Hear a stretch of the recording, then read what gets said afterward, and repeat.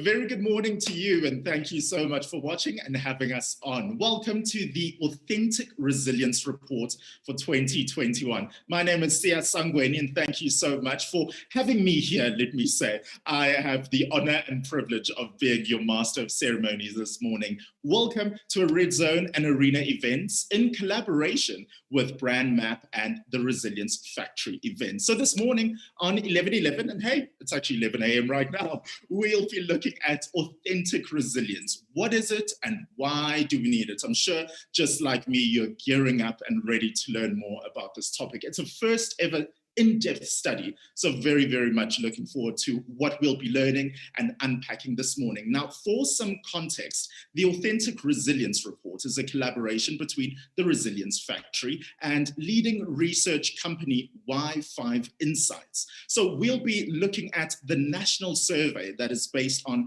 the Resilience Factory's 10 R's of authentic resilience. So these measures have produced very fascinating insights, if I do say so myself, into specific resilient behavior, which in turn allows for a resilience index rating, which we can view by demographic segments like age, gender, education, and income. So everyone say it with me, clearly the word of the day is resilience, yes.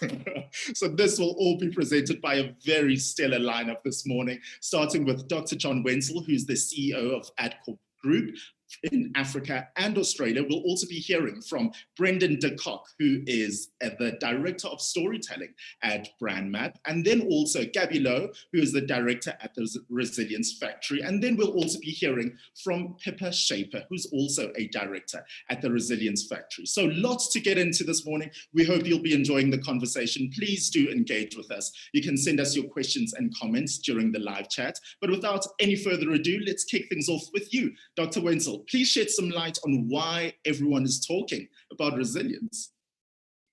Good morning, Sia, and thank you for that introduction. As Group CEO of Adcorp, this is an important topic for us. And maybe just talk a little bit about Adcorp. We are a workforce solutions business. We provide workforces to our clients. We have in excess of 40,000 employees, assignees, and contractors, and we deploy them to hundreds of clients across hundreds of sites, and that pretty much covers every sector. And what we've sort of seen anecdotally over the last 18 months in conjunction with the pandemic, if you like, there are two areas that we have seen. One can call work-related stresses. So what we've seen over the last 18 months in our clients and ourselves, we've seen large-scale redundancies as organizations have had to cut back on staff as a consequence of the pandemic. We've seen people having to forego increases, people having to make salary sacrifices, and we've also seen people having fears that the business that they were employed in would go under. Stats SA reported just recently that in the first half of 2021, more than 1,000 businesses were liquidated. And in the whole of 2020, in excess of 2,000 businesses were liquidated. And these liquidations tend to affect lower level jobs and entry level jobs, and they appear to be the hardest hit. And the service industry in particular has also been hardest hit. And these stresses seem to disproportionately affect younger people, people with less experience, people with lower levels of education. So those are sort of all the work-related stresses we've seen over the last 18 months. We've also seen what I would call societal stresses. We know, for example, in South Africa, we have high unemployment, the highest unemployment rate in the world, 34.4%. But the unemployment also disproportionately affects young people. And if you use the expanded definition of unemployment, then youth unemployment, people 25 and younger, the unemployment rate is 74.8%. And in the broader society in South Africa, tragically, we saw the violence in KwaZulu-Natal in July. We know that a lot of people are fearful of crime and violence. We've seen load shedding. That's putting stress into people's everyday lives. Many of us know and have experienced individuals who've been lost or become ill as a consequence of COVID. I think everyone knows at least one person. So, what we are seeing over the last 18 months is that people are under more pressure and stress than we've seen in a long time. In the workspace, people are being asked to do more with less. Working from home means you never leave work. And people are anxious about holding on to their jobs. or never getting one. And people are despondent. And what we've seen anecdotally is that more so younger people than older people. So as a workforce solutions company, what are we concerned about? Well, we are concerned about that after the COVID pandemic comes the second pandemic, and that's the mental health pandemic. We know that the COVID pandemic will be with us forever. But in corporate South Africa, I don't think we are fully geared up to cope with the situation. South Africa also has a tough culture. We're tough people. We don't talk about our problems. But we are fearful of that unless we start dealing with this issue of the stresses people are under and the pressures that they face, that we're going to wind up with severe productivity and potential loss in this generation. We've seen in Europe and the United States something called the Great Resignation, and we see aspects of that coming to South Africa. And this is where people just quit their jobs because they can't cope anymore. So we are seeing higher levels of resignation where people do not have another job. They just resign because they can't cope anymore. So we think it's important for a couple of reasons to talk about this. We know that we will never get back to the world in September 2019. At the same time, we know looking forward, the majority of the workforce into the future will be Generation Y and Generation Z.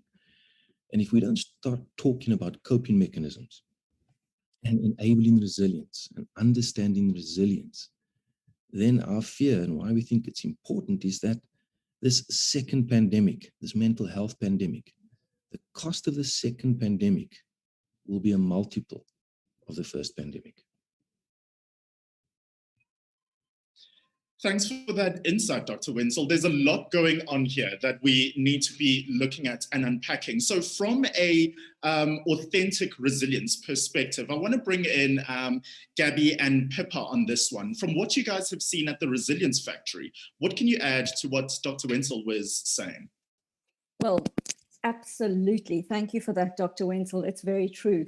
So Pippa and I have been working with the topic of resilience for about 6 years. And initially, yes, there was interest, but not nearly as much interest as there has been recently, of course, because things have been ratcheted up by the pandemic. So what's coming through so much in our practices and in the Resilience Factory business is people are really battling with turbulence, uncertainty, and that constant unpredictability on a daily basis is putting people in a very difficult situation and heightened anxiety. Violence and fear, ongoing financial pressure, everything that Dr. Wenzel was talking about, economic uncertainty, business closures and liquidations, job losses and salary sacrifices are putting additional stress and pressure onto the individual. Illness, long COVID, family disconnection. I mean, that has been huge. Disconnect within businesses, disconnect within families. A sense of isolation is really ratcheting up those mental health issues. So we are seeing a huge increase in ongoing heightened levels of anxiety, not being able to cope. And then, of course, there is grief and loss on a massive scale, on a much, much grander scale than normal. Never mind the smaller things like school closures and working parents trying to cope with children who are working from home.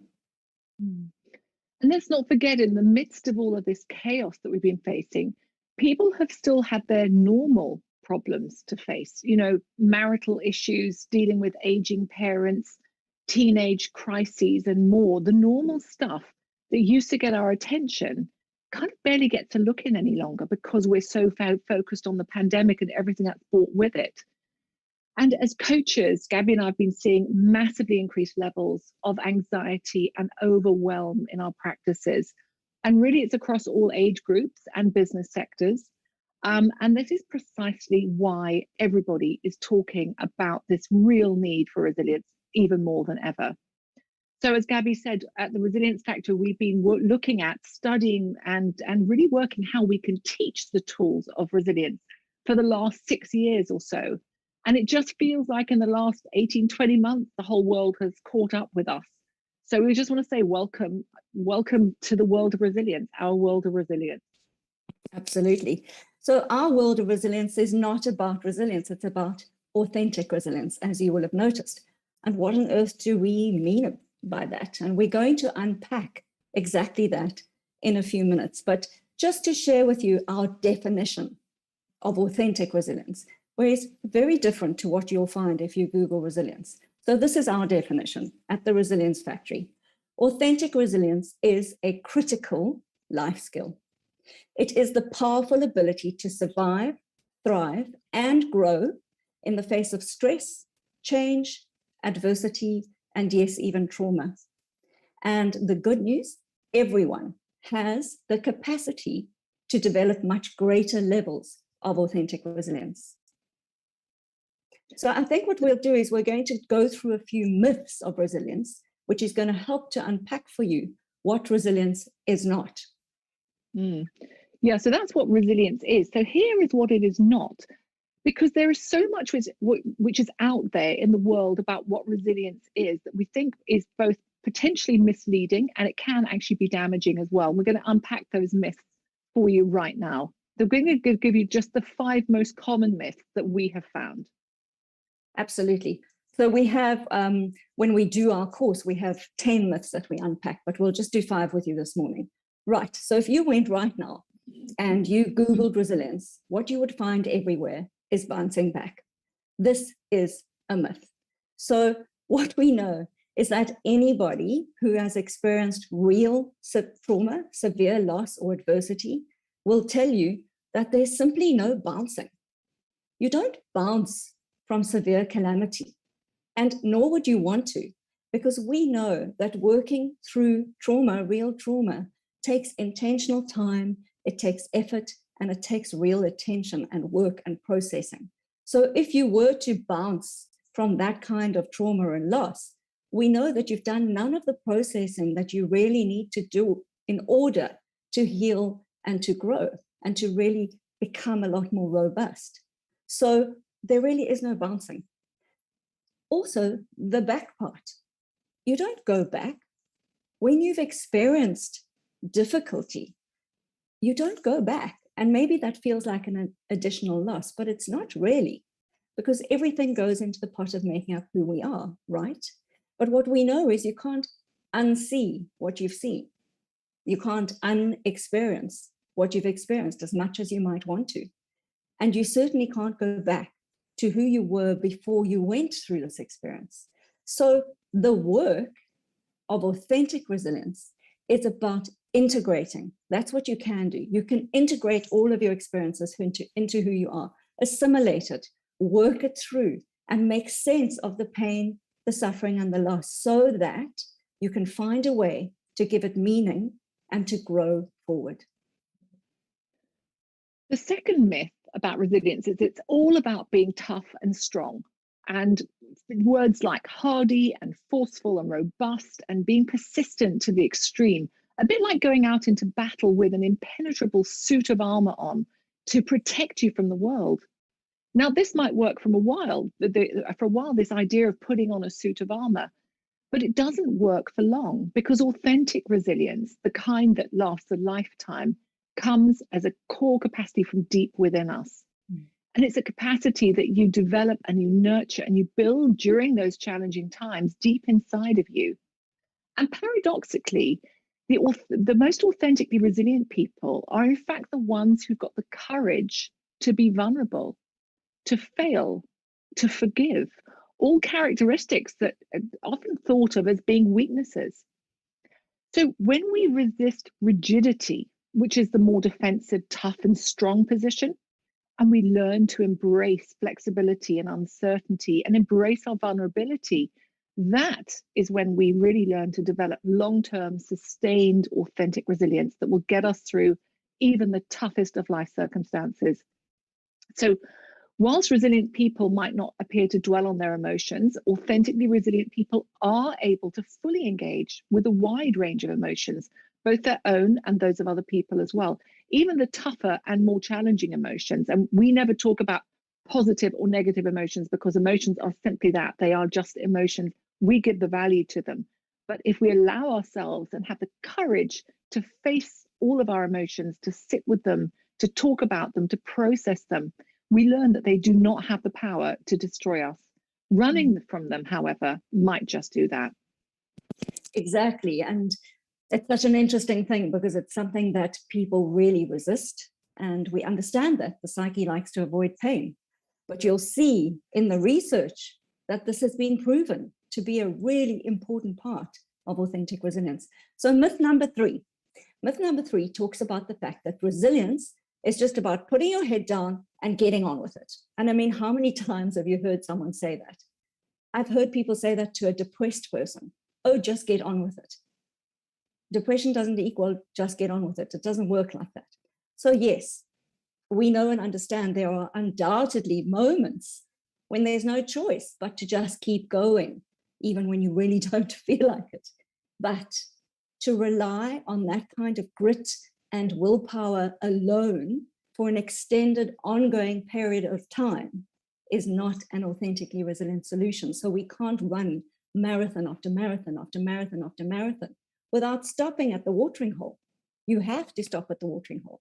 You're going to collapse at some stage if you don't, because we are human. So in order to take our humanness into account, what's become very clear in our authentic resilience work is that the most resilient of people are just that, because they know when to stop, when to refuel, when to renew and to restore, and how to care for themselves along the way. Authentically resilient people understand the importance of really looking after themselves.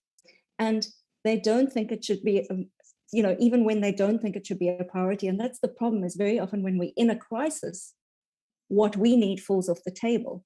But authentically resilient people realize you've got to take care of it at the same time, regardless of the fact that you're in crisis, right? Otherwise, you're not going to be able to go the long distance. We've seen that with people during the pandemic. In the beginning, they were like, I'm just going to put my head down and get on with it. And now they were, really? It's still here? Yes. So the authentically resilient way is to know your needs, know what they are, and ensure you are taking care of those needs, all of them, physical, emotional, mental, especially during those times of difficulty, even when you least feel like it. The fourth myth about resilience, in fact, I'm just going to go back and talk about, well, slides are slightly out of order here. So resilient people are just born that way. We just skipped over one there. So contrary to what many people think, resilience isn't a superpower that you're just born with, that you've either got it or you haven't. And it's true that as a species, we are undoubtedly resilient, because otherwise we wouldn't have survived. But resilience isn't a character strength that you either have or don't have. And I think that that is really, really great news. Because the fact is, we're all born with a level of resilience which can increase and become greater. And even more so when there's a really conscious decision to grow and practice our resiliency. So that is the really great news. I think that if you think that we're just born with it or we haven't got it, then it's going to be pretty hopeless for a lot of it. The fact is, whatever your resilience levels are right now, you can grow them and increase them. Absolutely. Won't you put up myth number 5 for us there, Brandon? Because,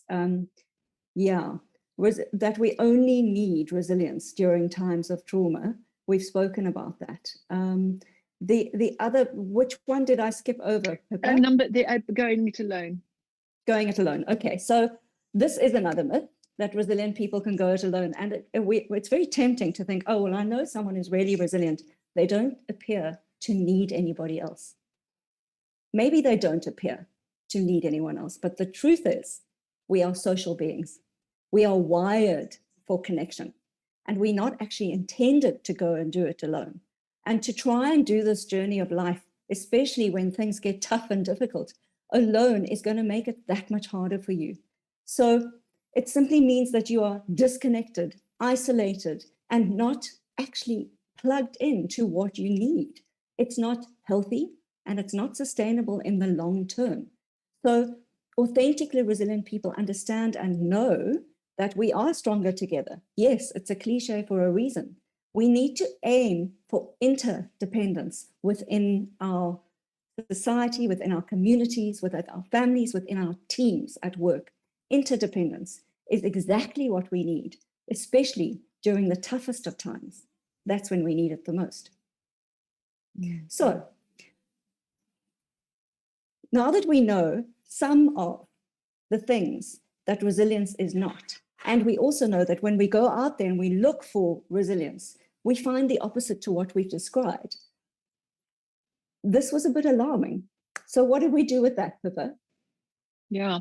So we were actually quite dismayed about what was out there about resilience and available to the public on the topic of resilience. So we decided to develop a much needed roadmap for those needing greater levels of resilience. This is a grounded theory model based on our own experiences, as well as those of others, combined with all the reading and the research that we've done around the topic and underpinned by the theories such as positive psychology, logotherapy, cognitive behavioral therapy, and more. Brandon, I wonder if you can just go on to the next slide for us. Thanks. Okay. So what we came up with, because both Pippa and I have had our own series of traumas in our life, and we constantly been asked, well, how do you cope, right? So we started to do that work. How do we cope? How did we cope? How do we continue to get through? And as Pippa said, came up with this grounded theory model. The 10 R's model is taught in many different ways. It's taught as a full day workshop, it's taught as a full in-depth online course that takes up to 12 months. They're 12 modules.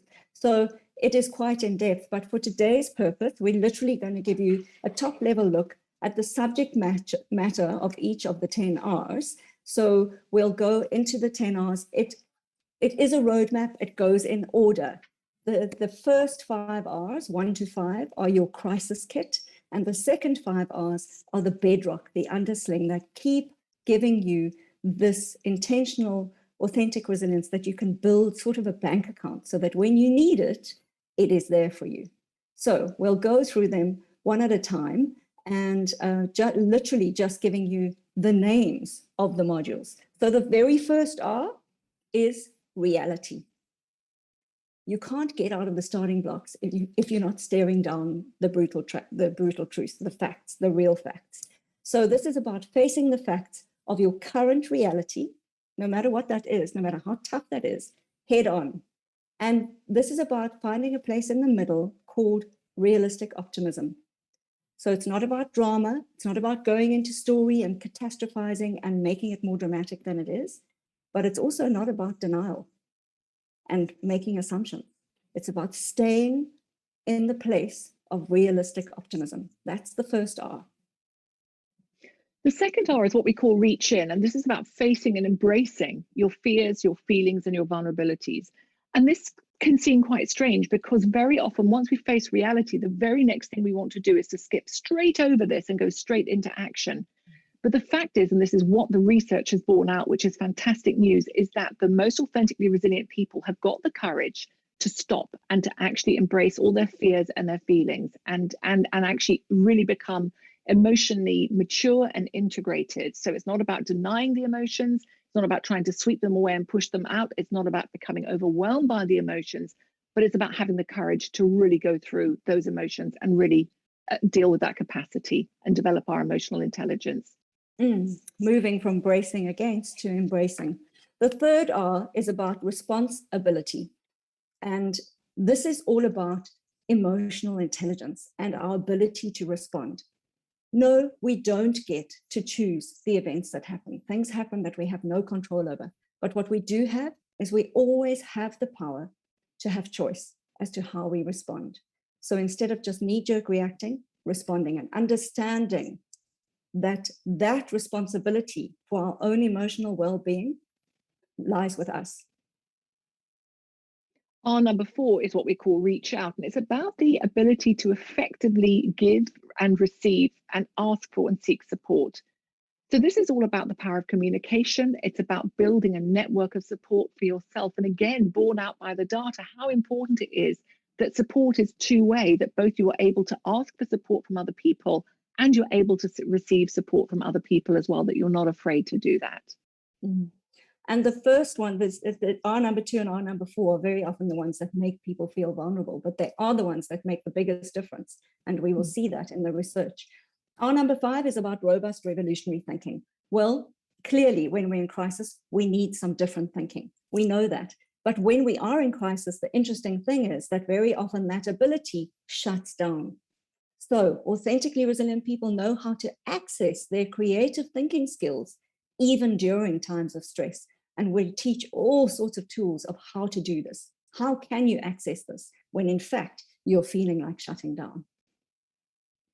So those are the first 5 R's. Those are what we call the crisis kit. The second 5 R's are very much about building a resilience bank account. So no matter what comes your way, you are prepared to deal with whatever it faces. And if there's one thing that we know for sure, for certain, is that change is the only constant, and the relentlessness of change is our number 6. And it's learning to work with and accept change, which is really the only constant in life. So it's all about the ability to be flexible and adaptable, and paradoxically, the need for grit and perseverance to keep on keeping on no matter what is happening. Our number 7 is about reflection. One's instant response, reflection, what on earth has that got to do with resilience? An awful lot, as you will see from the research. This is about becoming a human being, not just a human doing. And when we are constantly busy, we don't build the capacity that we need for reflective observation, looking back and learning from events that have happened in our life, and finding a way to fill up from the inside, to know that we can always rely on ourselves as a resource for refueling and renewing. And that all stems from time spent alone in reflection. Our number 8 is about renewal, and it's the value of self-care and stopping to refuel regularly, because what we know, again, is the fact that the most resilient people are the ones who don't just try and push on relentlessly, but they're the ones who know that in order to keep running the journey of life, they need to take care of themselves, or they're not able to take care of other people's needs. They're not able to be there in the long term. So this is all about self-care practices, about self-compassion, and about looking at possibly how we might numb ourselves along the way as well. Then ratio. What on earth does that mean? That means that no matter what you've been through, ratio is the ability to hold your own suffering on the one hand, yes, but to hold up against that everything else that life has to offer. Yes, it's brutal and it's beautiful. So this is about living life with perspective, being able to step back, have a much broader picture, seeking out and tracking down purpose and meaning, hope, humor, all of those beautiful things that make life worth living no matter what. And finally, number 10 is about recalibration. And this is about really learning to reframe whatever it is that's happened to us in our life. Whatever is happening is about, yes, the reality of what it is, but how can we reframe that? And also, how can we use adversity as a platform for growth? And to be one of approximately 50% of people who go through severe adversity and come out of it going through something that which is known as post-traumatic growth. Fascinating subject. So this is the model. This is a very brief look at the model, which we say we teach in great depth over many, many modules. But the fact is that having taught this to thousands of people around the world, either in person or online, we were really good and happy with this model that we developed. And yet what we were so excited to do is to really validate and quantify our findings on a much, much larger scale. And so we approached BrandMap to do that for us, to say, is it possible to quantify and validate our theory of authentic resilience? Great question there. Thank you very much for your insights and those 10 R's. I'll definitely be applying that in my life. And thanks for the welcome, Gabby and Pippa, by the way, the welcome to the Resilience Club. Even though we've all been stressing way too much, it's clear we're late to that party. It's very eye-opening, and it's also very reaffirming, I'd have to say. This feels like the therapy session that we've all been needing to have, ladies. Just a reminder to you watching, please do send us your questions and your comments if you have any. Our presenters would be surely keen to answer any of those. So you can send those through using the live chat. I want to bring in Brendan de Kock now from BrandMap. What have you found on this, as the ladies were alluding to? Thanks, Sia. So yeah, so I wish I was there. I wish I could give everybody a group hug after that. It sort of feels I'm feeling a little stressed out. So we obviously have nothing to do with resilience per se. Just to position what we do, what BrandMap is quickly for those people who don't know. We do a massive piece of research every year, and it's aimed at a specific piece of the pie of the South African population. So just to be absolutely clear, because often we see people saying, X% of South Africans, Y% of South Africans. we need to be a little bit careful about understanding who we're talking about. The work we do relates back to this pretty traumatic triangle anyway, as it is. So this is the income triangle of South Africa. There's about 40 million adults in this country, and about 70% of those adults, that's the bottom of the triangle, live in households earning under 10,000 Rand a month. That's what we call them the struggling masses. It's that's the reality of South Africa, a severely traumatized group of people. But there are a lot of surveys that concentrate on them. We kind of look at the other two pieces of the triangle.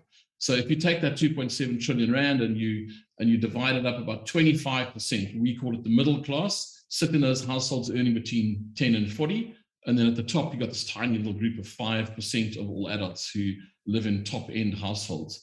And the work we do is unashamedly, I'm afraid, in that top section of the triangle, mainly because that bottom 70% take home about 400 billion Rand a year. The middle class take home about 900 billion. And that top little section of the triangle take home 1.4 trillion, more than half of all the income in this country. So that's one of the reasons why I think we're quite stressed out and traumatized as a country, just to start with. You're looking at the Gini coefficient, welcome to the Gini coefficient. And the work that we've done for the last decade is really trying to understand this top piece of the pyramid. The only reason I'll say it's not more important or less important by any manner of means, but remember that what you're looking at there is 100% of the personal tax paid in this country. So we think that from a resilience point of view, if we want to have a robust, resilient economy, it's really important that we understand these people. How resilient are they as individuals and as workers in the workplace? Because companies are just groups of individuals. So we're this is what we focus on. Everything we do talks just about these 12 million people, just a disclaimer up front. So when Gabby and Pippa came to us, we were like, how do we try and help you quantify this whole process?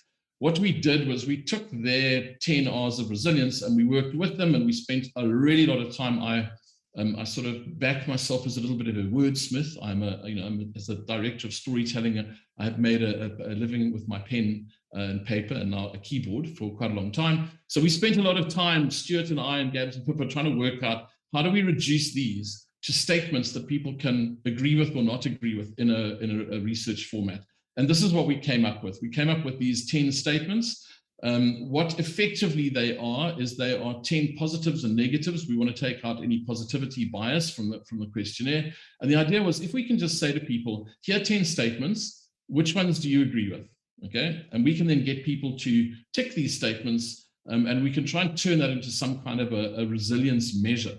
The way it worked was we had, if you like, 10 positive statements and 10 negative statements. And if you accept a positive statement, you get a +1. If you reject a negative statement, you get +1. So between the 5 statements, you have the opportunity, if you got all 5 positive attributes correct and all 5 negative, you'd score 10 points. Okay. It was a very simple mechanism to try and turn this concept of the 10 R's of resilience into some kind of measure that we could, so we can literally give you a point scale. Okay, so what happened? Well, whenever you go into field with these kind of things, you want to talk about trauma and resilience and anxiety. Going into field with these kind of things is always one of those moments because you're never quite sure what's going to happen.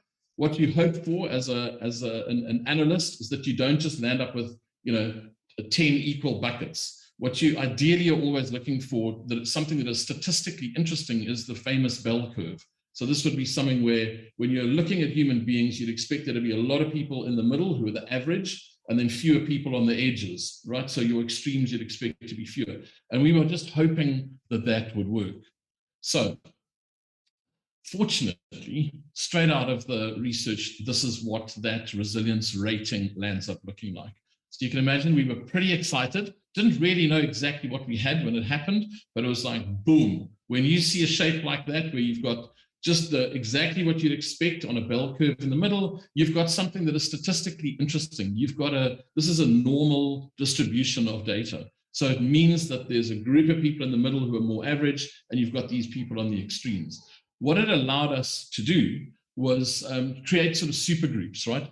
Also, just so you know, those of you who's statistically minded out there, BrainMap is not a small sample. We get 33,000 people responding to the survey. Okay, it is probably what is the largest piece of work done that tries to understand the middle class and up in this country. So the stats behind this are, you'd be brave to argue against it.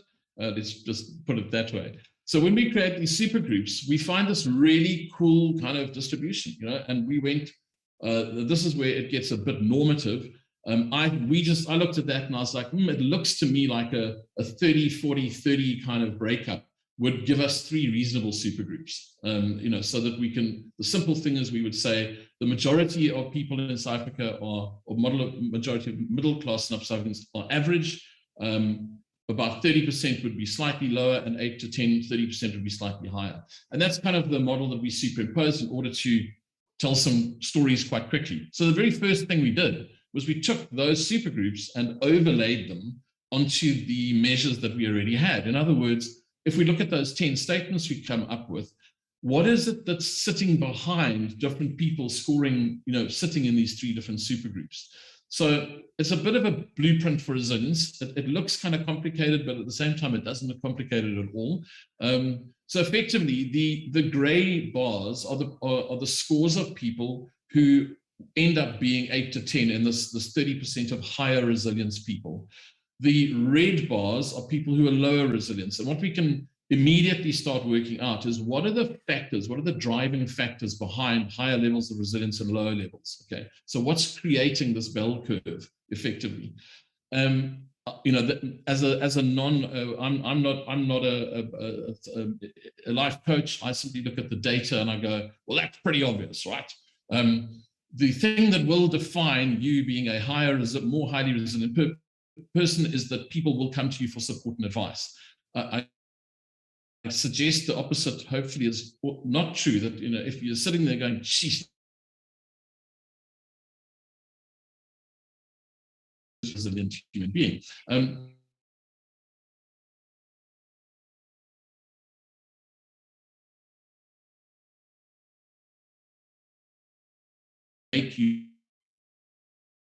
That's where that 66 comes in. The primary driver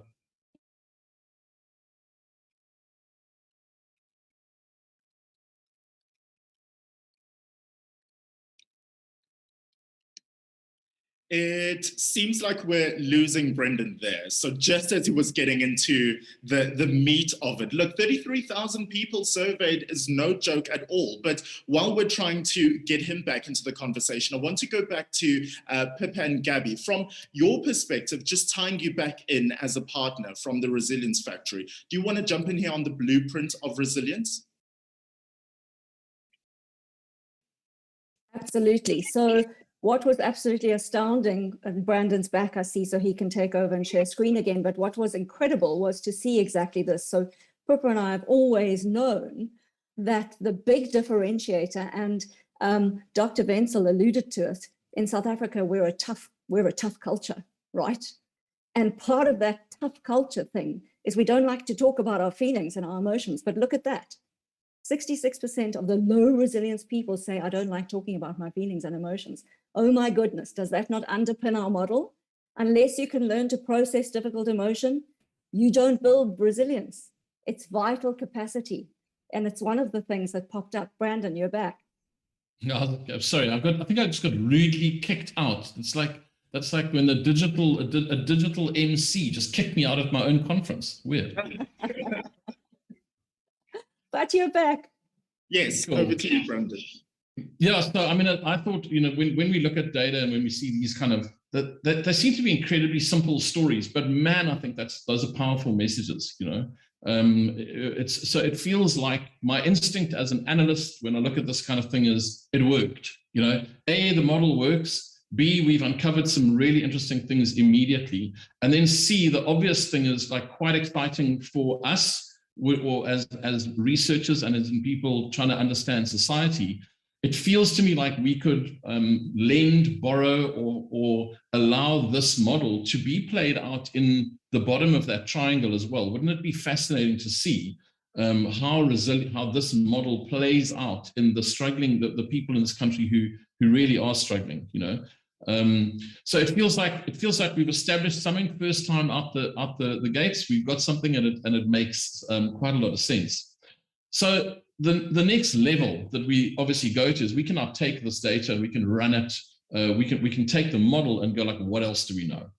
So what other things can we state with certainty about resilient people?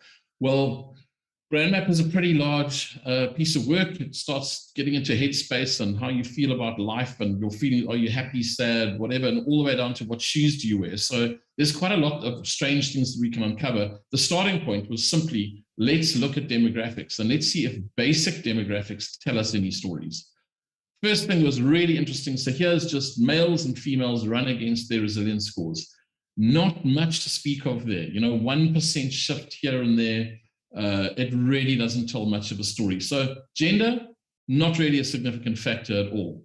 Interestingly, culture or ethnicity in middle class and up, absolutely, there's just nothing in that as well. So no correlation between ethnicity and higher levels of resilience. Very interestingly, with respect to what I just said about that triangle, is that I thought there would immediately be a strong correlation between household income and resilience, but actually it turns out not so much.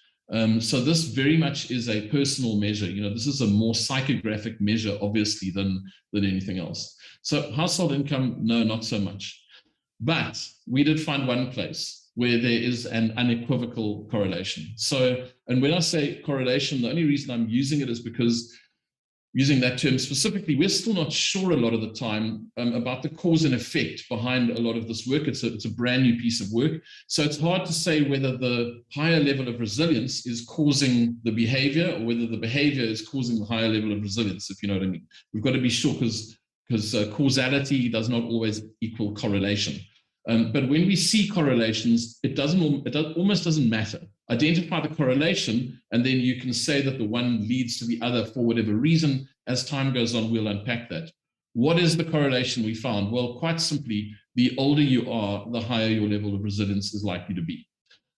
So looked at whichever way you run the data, we see the same things. The lower resilient cohort, far more likely to be younger. The higher resilient cohorts, far more likely to be older. When we were running through this with Dr. Wenzel, he said to us, yeah, but okay, let's be sure, this is an absolute. Are we sure there's a statistical, is there a statistical correspondence here? And the answer is yes. I've run all of what I'm about to show you in this slide and the next as a correspondence map, and there is a strong statistical correlation between not just these youth cohorts, but also what I'm about to show you. So bottom line, we've discovered what I think is a massively important insight, which we can put on the table and say, it is a simple fact that according to our model, which seems to have a good statistical pattern, shape, and validity, it is almost unequivocal that younger people are less resilient. I then took those age cohorts and ran them against some of all of the measures we're talking about. So these are my generational cohorts. The silent generation, that would be the over 65. Boomers, I think we all know what boomers are, Gen X, millennials. And then the incorrectly often called Generation Z, I think it's Generation Me, a generation born very much obsessed with themselves, which is great, but it has some problems, as this chart shows.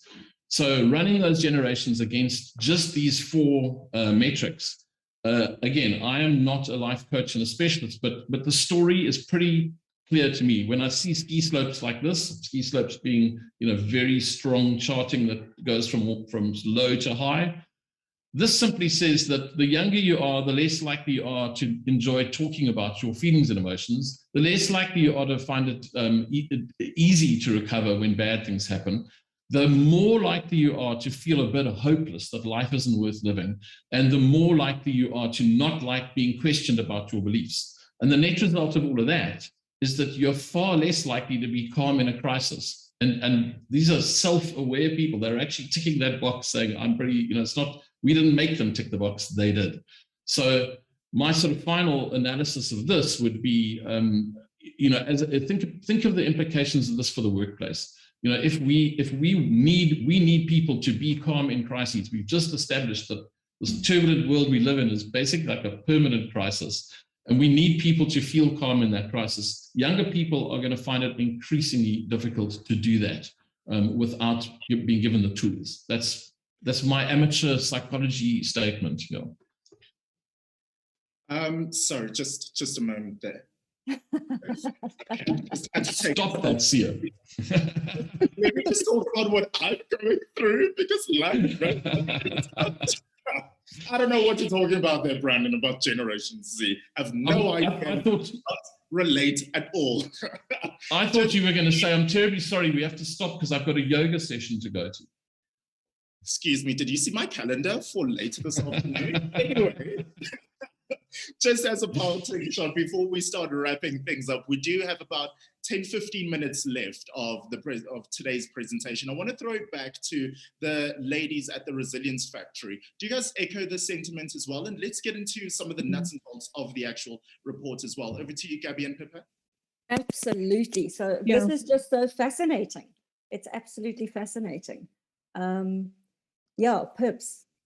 Yeah, I mean, I think as Brandon has said, you know, the story is in the ski slopes here.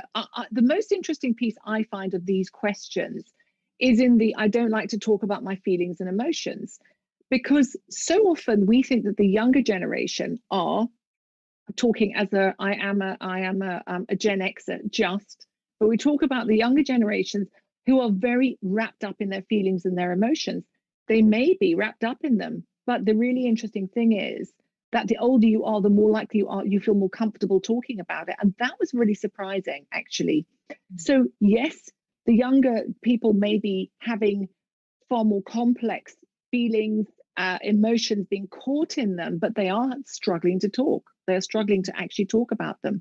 But the fact is that we know that you know, we may assume that younger people are not highly resilient because they haven't got enough life experience. But what we know is that it is possible to learn the skills and the tools necessary to grow greater levels of resilience. And we've proved this through the work that we've done over the last 5 or 6 years. Absolutely. And for me, it shows us there's this massive gap. The under 24s are desperately in need of these skills. I almost feel like it's our responsibility. We've got to find a way to take these skills to the youth, because yeah, they're feeling a lot. But instead of processing the feelings and talking about the feelings and knowing how to do that, they're instead posting them. It's not the same as processing. Posting and processing, two very different things. We need to give the youth skills in order to not get stuck in anxiety, but to work it through, to lean in, to have the difficult conversations, because we know that that is what builds a capacity for authentic resilience. We also know that obviously, because of that amazing age slide, that the older you get, the easier it is. And I think that's got a lot to do with emotional maturity. Yes, doesn't mean the skills can't be learned. They absolutely can be learned. And I think we have a responsibility to get this out there to the youth. I thought you were also going to pick up on that little, I love the fact that there also seems to be a point where it's like, you know, well, I've retired now, and now I'm just so bored of talking about my feelings and emotions, just leave me alone, you know, I just want to watch TV, you know. So I like that little nudge up at the end. I think there's a mini story to be told about that as well. There absolutely is. And so, yes, our resilience builds, and then it seems to tap off again over 65. And that's really intriguing. Okay, well, note to self today, less posting, more processing. That's what I'm taking away from this. Brandon, I want to go back to you as we look at the report overall. What can we actually anticipate and expect from the report? What can we gain from it? So what we're going to have in the report is pretty much what we've just heard, what you've just heard unpacked a little bit more. And then, obviously, as I said, we can run these measures. So imagine those super groups that I've just talked about, going into a little bit more behavioral kind of measurements. So what is the relationship, for example, between happiness and resilience? You know, can we measure in the data? We ask simple question like, how happy are you?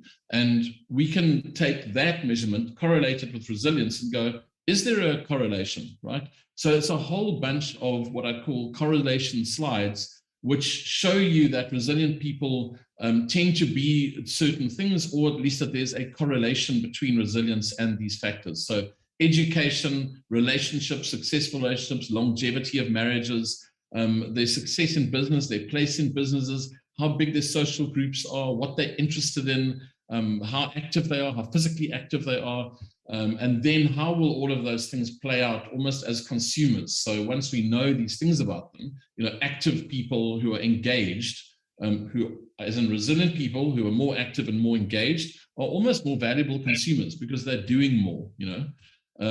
So that's really it. We'll be unpacking that in I think it's maybe going to be 30 or 40 different slides, charts that are annotated in the report, together with everything we've been talking about, just a little bit more depth. And hopefully that'll be published probably in about 10 days or so. We'll be notifying everybody that it's out and available. Fantastic. There are just two key questions from our audience that I want to highlight and throw forward to the panel to hopefully answer. The first is from Sash. And Sash would like to know, how do you convince those that are on the get on with it attitude about the value of working on authentic resilience? How do you deal and convince non-believers? Anyone on the panel would like to answer that?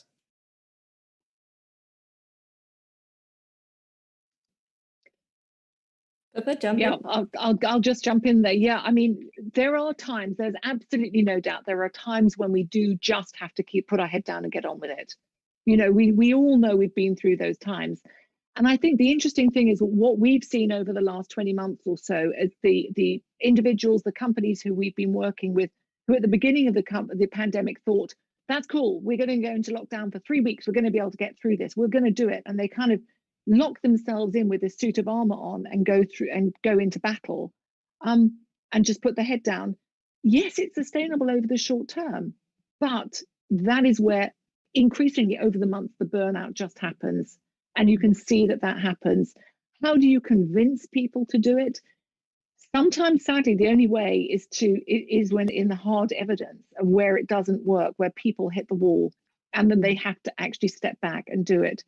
But what we love doing is to be able to come in earlier and to really show people the evidence of how we know that the most resilient people are the ones who have stopped, who have taken care of themselves along the way, and know the absolute importance of resting, restoring, renewing, and refueling along the way. Gab? Just a little anecdotal story. We did a workshop about 3 years ago with a very tough group of all guys who, I think I must admit, they were giving us a hard time the whole way through the workshop. They were jeering each other, they were shouting comments, but in between, people were coming up when no one else was watching to say, this is really making sense to me. How do I do this? Give me the skills. But this culture was toxic. And yeah, it was one of the toughest workshops we've ever done. Blow me down, if not 18 months later, when they had a few deaths within their community. Were we not the first people they made contact with to say, you know what, we don't know how to do this. Please come back. And this time we're listening. You got to learn the skills. Life is hard.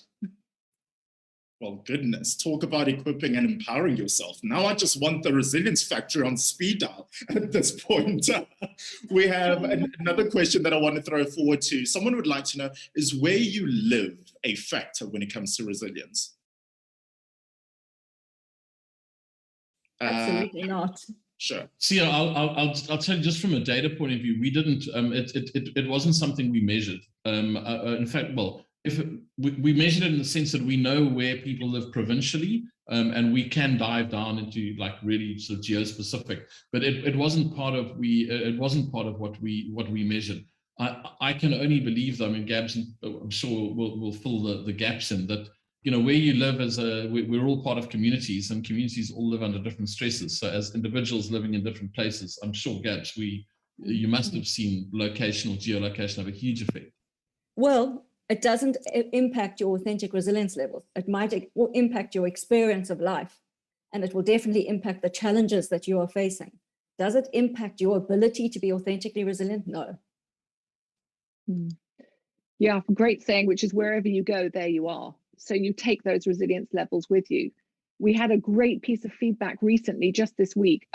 Somebody came on a workshop, an online workshop at the start of the pandemic, learning the tools. And she said at the time, it's like, well, I'm moving country. I'm sure I'm going to need this. She emigrated, life turned into a terrible situation that she had no idea how bad things were going to be. And she just wrote to give us feedback to say, you know, it was like I went into war, but what you gave me with this was the tools, was the weapons to go into war, rather than going into battle with a wooden spoon. And she said, you know, she felt actually equipped. So these are transportable tools that, regardless of where you live, what situation you find yourself in. And the thing that we've really learned is that resilience is needed for not just those really tough times in life, you know, going through a divorce, going through a death, going through a loss, going through retrenchment. Resilience is often needed just for every day, just for going through the daily grind every day, for coming in month after month when you are a single mum struggling to make ends meet. That's where resilience is needed. It's in the everyday stuff. So the tools that we can teach are applicable across time zones, across genders, across age groups, etc. They really are applicable for everybody. Incredible stuff. So just as we wrap up, I'd like to just go back to each and every one of our presenters this morning and get one final word or parting shot from each of you. If you could reach through your screen and leave our audience with just one thing to remember, what would it be? Let me start with you, Dr. John. Thanks, Sia. I think the key thing coming out of this is the validation of what we know anecdotally. The evidence to back that up now confirms. The most important thing coming out of this is that we need to talk more about resilience, and we need to learn the tools. And if there's one takeaway, I think it would be that. Thank you, Sia. Awesome. Thank you, Dr. John. Gabby, what about you? Your final comments this morning? I think that it's really important for leaders in every single community, business, school, medical, to understand you don't need to resilience your organization. You need to resilience your people. You need to help your people because they're under a lot of pressure. You've got to take the tools to your people. That's what's needed, and to the youth. Great. Thank you so much for that. Pippa, what about you? What are your final comments this morning? I think don't wait until you're in a crisis to build your resilience tools, your resilience toolkit. Think of it like a bank account that you want to save up for a rainy day. You want to make sure you've got padding in there. You want to make sure you've got what it takes before the tough times hit you. So, and those are skills that we can all start. It's a daily practice. We can start those daily practices absolutely today. Every single one of us can do that. Great stuff. And Brandon, you'll have the final word. The final word.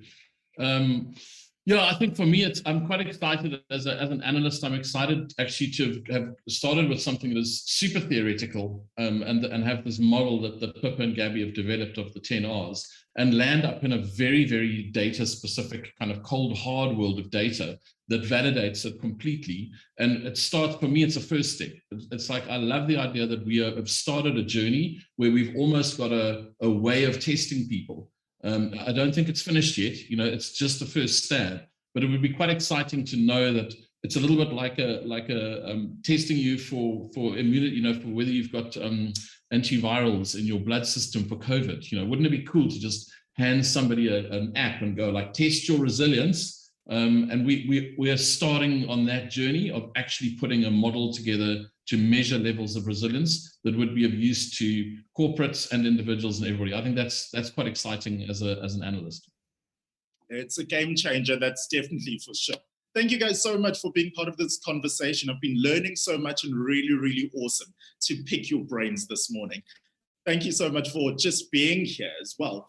This has been the Authentic Resilience Report for 2020. A big shout out to Red Zone and Arena Events for putting this together, and as well a big shout out to Brand Map and the Resilience Factory for making today happen. It's been absolutely incredible being with you. And thank you to all of our speakers for being with us this morning. Thank you so much. Dr. John Wenzel, CEO of AdCorp Group in Africa and Australia. Thank you so much to Brandon de Kock, Director of Storytelling, at Brand Map. Thank you, Gabby Lowe, Director at the Resilience Factory. And thank you, lastly, but definitely not least, to you, Pippa Shaper, Director at the Resilience Factory as well. And definitely thank you, wherever you are watching, for being part of this conversation this morning, for watching, for engaging with us, for sending your questions and comments. We absolutely appreciate it. We hope you've enjoyed the insights and the results of this first ever in-depth study of authentic resilience. So just remember, wherever you are, let it be your new mantra today, that you are a human being,